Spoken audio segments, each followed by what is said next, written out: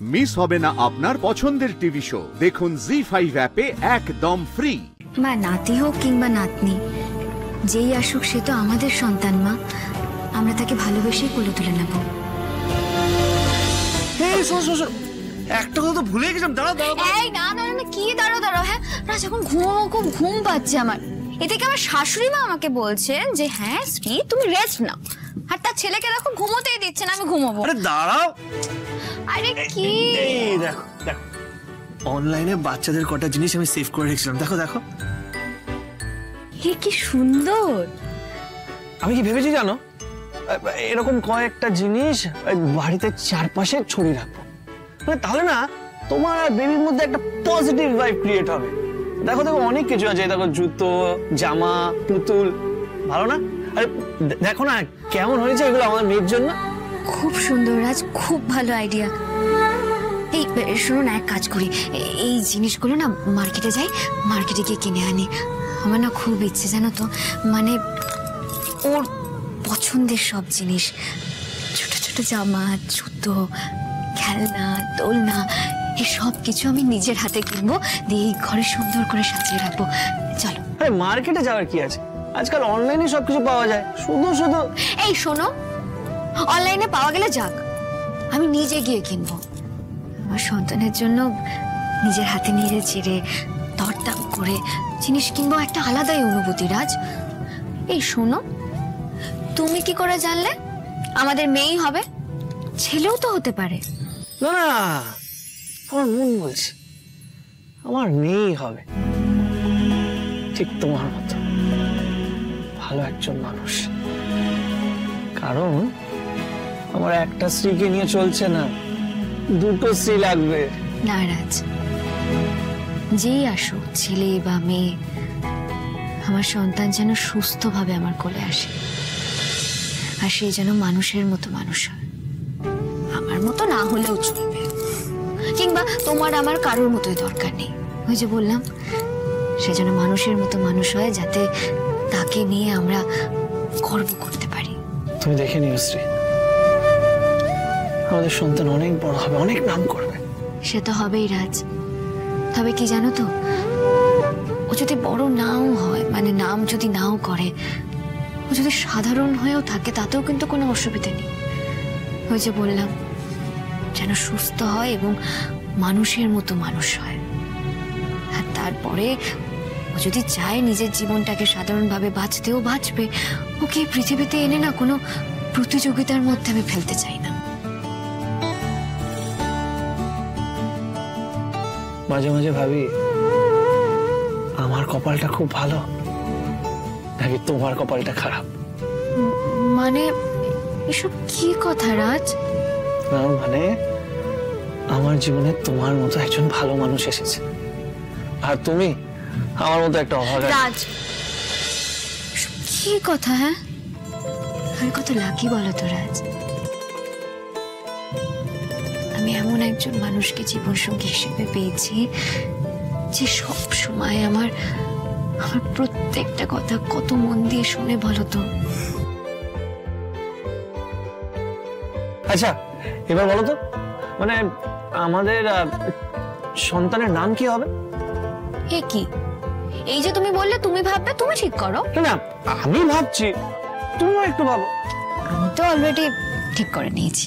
কি, তুমি অলরেডি ঠিক করে নিয়েছো, আর সেটা তুমি এখন আমাকে বলছো? না না না না, এটা কিন্তু ঠিক হচ্ছে না। আরে বাবা, ওরকম নয় বিষয়টা, মানে হঠাৎ করেই মাথায় এসেছে তাই ঠিক করে। না না না, এটা কিন্তু ঠিক হয়নি, এগুলো আমি মানবো না। না শোনো না, না আমি শুনবো না, শুনবো না। শোনো, আচ্ছা সরি।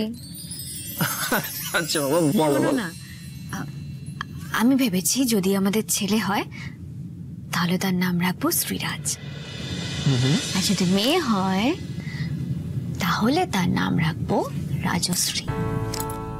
বাহ, ফাটাফাটি! ছেলে হলে নাম হবে শ্রীরাজ, আর মেয়ে হলে নাম হবে রাজশ্রী। মানে দুটো নামেই তো আমাদের নাম আছে। বাহ, ফাটাফাটি! সত্যি তোমার পছন্দ হয়েছে তো? হ্যাঁ খুব পছন্দ হয়েছে। আমি জানি যে আমাদের মেয়েই হবে, আর আমার মেয়ের নাম হবে রাজশ্রী। তোমার মেয়ে মানে? হ্যাঁ, ও আমারও মেয়ে। আচ্ছা ঠিক আছে, আমাদের আমাদের।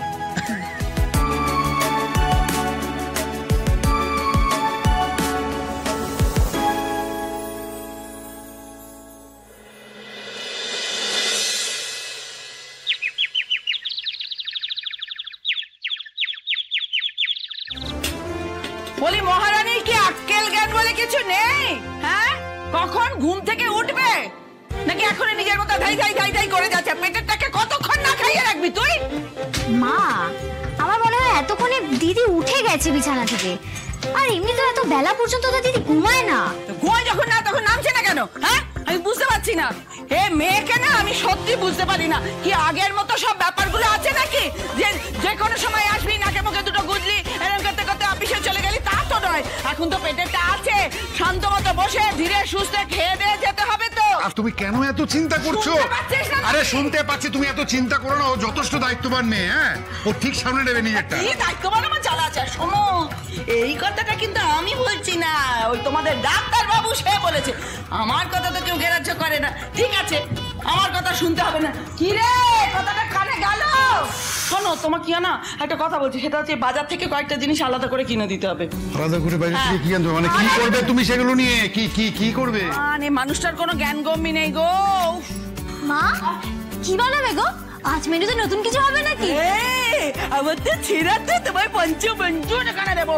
গিলবি তুই, গিলবি। পড়াশোনা করছিস কর, দাদার পয়সা পড়াশোনা করিস, একবারও পাশ মারতে পারে না, দেখেছো? আচ্ছা ঠিক আছে ঠিক আছে, সকাল সকাল ওকে এভাবে বলছো কেন তুমি? বেশ ও করেছি, তো জানতে চাইলো। বলো কি? আরে কি? তোমাকে যেটা বলছি সেটা শোনো। হ্যাঁ, কি হয়েছে বলো? কাঁচা আম আনতে হবে একটু আলাদা করে, বুঝলে? হ্যাঁ, কাঁচা আম? কাঁচা আমের আচার বানাবো। তোমাকে লিখে দেবো না? মনে না না থাকবে না, তোমার? ঠিক আছে, বাজার থেকে কাঁচা আম আনতে হবে তো। হ্যাঁ, আমি হ্যাঁ, নিয়ে আসবো। বাজার থেকে কাঁচা আম। তুমি আচার বানাবে? কতদিন বাদে আচার খাবো। মা, কি বলে? কি ভালো লাগছে? হ্যাঁ, ওখানে গেলার চিন্তা, খালি গেলার চিন্তা। তোর জন্য ধরি আমি বানাচ্ছি ওই বড় বৌমার জন্য। এখন একটু এই কাঁচা মিঠে এইসব আচার খেলে ভালো লাগবে, সেই জন্য। বুঝতে পেরেছিস? আরে এই মেয়ে, কোথায় গেলি? ও শুভা, শুভা শোনো না, তোমার হলো কি বলো তো? হঠাৎ স্ত্রীর প্রতি তুমি এত ভাবনা চিন্তা করছো। না, যদিও দেখে ভালো লাগছে, কিন্তু এরকম তো দেখা যায় না, তাই বলছি। ও চিন্তা করতে ওই মেয়ের জন্য আমার বয়ে গেছে। হ্যাঁ, আমি চিন্তা করছি ওর পেটে যেটা আছে আমার নাতি, ওর জন্য যত্ন আত্তি করছি ওই নাতিকে আমার। কেন মা, নাতনি হলে অসুবিধা কিসের? দেখেছ, সকালবেলায় অলক্ষী এসে দাঁড়ালো, এসেই অলক্ষীর মতো কথা, নাতনি হলে কি অসুবিধে?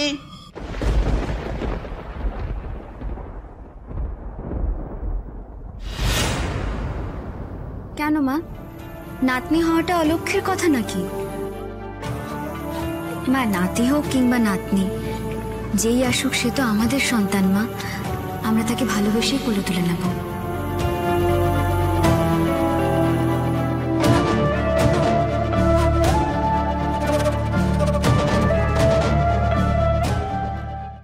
জি5 ডাউনলোড করুন আর সব এপিসোড দেখুন একদম ফ্রি।